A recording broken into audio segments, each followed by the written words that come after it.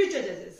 सो festive season तो हमारा चला गया है, दिवाली भी चला गया, दशहरा भी चला गया, but the real learning festival आ गया है। मैं रियल लर्निंग फेस्टिवल इसलिए कह रही हूँ क्योंकि हमारे एमपी की डेट्स आ चुकी है। 14 जनवरी को उनका प्री का एग्जाम है और डीजेएस का एग्जाम का भी डेट आ गया है 17 दिसंबर को।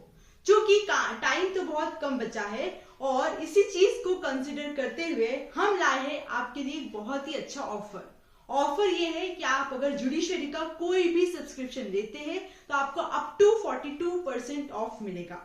सो use my referral code HM10 to get maximum discounts. Let's crack it.